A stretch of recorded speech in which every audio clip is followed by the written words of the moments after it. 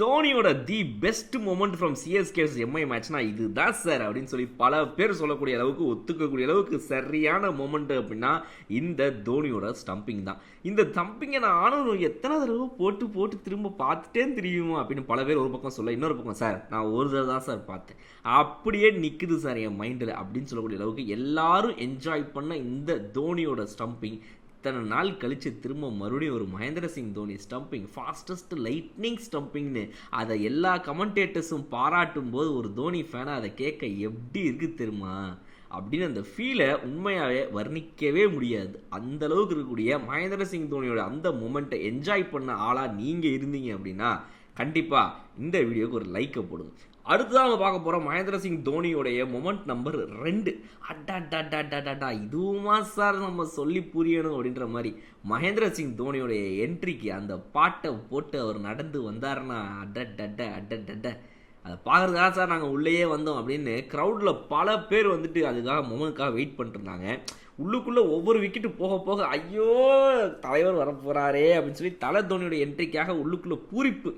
CSK ஜெயிச்சிரும் தெரியும், but பரவாயில்ல இந்த 2-3 விக்கெட்டு போனால் என்ன, தலை வருவார்ல நல்லது தானே அப்படின்னு ஒவ்வொரு தடவையும் சிஎஸ்கேவுடைய விக்கெட்டு போகும்போதெல்லாம் ஒரு பூரிப்பு, சிரிப்பு, மகிழ்ச்சி. பக்கத்தில் இருக்கிற நம்ம வீட்டில் உட்காந்து பார்க்கும்போது கூட யாராவது டேய் என்னடா விக்கெட்டு போது சிரிக்கிற, சந்தோஷப்படுற, என்ஜாய் பண்ணுற, முன்னாடி நிப்பிலாம் இருக்க மாட்டியே அப்படின்னு நம்மளுடைய அந்த வித்தியாசத்தை மக்களே சுற்றி இருக்கிறவங்க வீட்டிலலாம் புரிஞ்சுக்க ஆரம்பிக்கிறாங்க. இப்போ நம்ம ஒன்று அதெல்லாம் ஒன்றும் இல்லையே, நான் சிஎஸ்கே ஃபேனு, நான் எங்கே சந்தோஷப்பட்டேன் அதெல்லாம் பண்ணல, நீ மேட்சை பாரு அப்படின்னு நம்ம லைட்டாக இது பண்ணிவிட்டு உள்ளுக்குள்ளே ஒரே குஷி நமக்கு. ஐயோ எம்ஐ ஃபேனை விட நீங்கள் தான்டா உண்மையாக விக்கெட்டு போகும்போதெல்லாம் சந்தோஷப்படுறீங்க அப்படின்னு எல்லாரும் சொல்கிறது என்னமோ உண்மை தானே.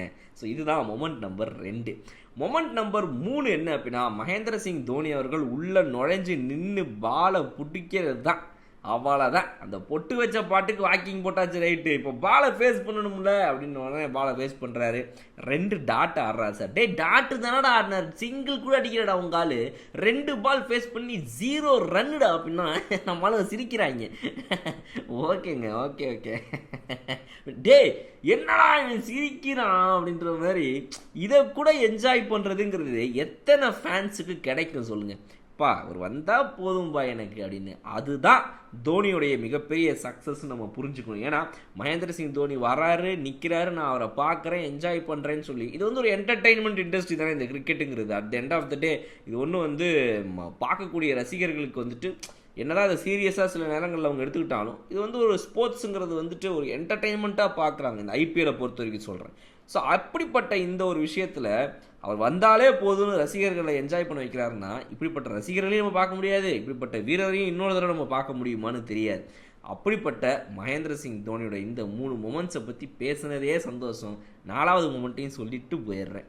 என்ன அப்படின்னா மகேந்திர சிங் தோனி மேட்ச் முடிஞ்ச உடனே அப்படி கையை பேட்டை தூக்கி அந்த அக்கிளில் சொருகிட்டு சரக்குன்னு அப்படி கையை வரவங்க போகிறவங்கட்டெல்லாம் க்ளவுஸை கழட்டி ஒரு கையில் வச்சுட்டு வெரி குட் வாங்க கங்க்ராச்சுலேஷன்ஸ் பார்த்தோம் செஞ்சோம் வெரி குட் அப்படின்னு எல்லாருக்கும் பாராட்டுறது. அதில் வேறு இந்த தீபக் சஹாரை பார்த்தோன்னா அவன் வர சொன்னாங்க சார், அவனை பார்த்தாலே விருப்பாகுது அப்படின்ற மாதிரி நம்ம சிஎஸ்கே ஃபேன்ஸ்லாம் ஒரே பொறாமல். நானும் இதுக்காகவாது எப்படியாவது இந்த ஐபிஎல்ல விளையாடிடணும் அப்பல கிரிக்கெட்டை கற்றுக்கிட்டு எதையாவது போயிட்டு இந்த தீபக் சஹாரோட ரொம்ப க்ளோஸாக இருக்காரா அவர் மேலே மட்டும் என்ன இவ்வளோ கண்ணுன்னு தெரியல. சும்மா இவங்க பேர் இப்போ ஒரு ஃபோட்டோ ரிலீஸ் ஆயிருது, பேட்டை தூக்கி பின்னாடியே டப்பு டிப்புன்னு அடிக்கிறாப்புல. இதெல்லாம் தேவையா அவருக்கு? எதுக்கு இந்த மாதிரிலாம் விளையாடுறாரு? டேய் அவர் கூட விளாடுற பிளேயருக்கு அவர் விளாடுறாரு, நீ உனக்கு இல்லைனா அதெல்லாம் எனக்கு பிடிக்கிற மாப்பிள்ள அது அப்படின்னு நம்ம ஆளுங்க பொசசிவ் ஆகுறாங்க அவர் மேலே.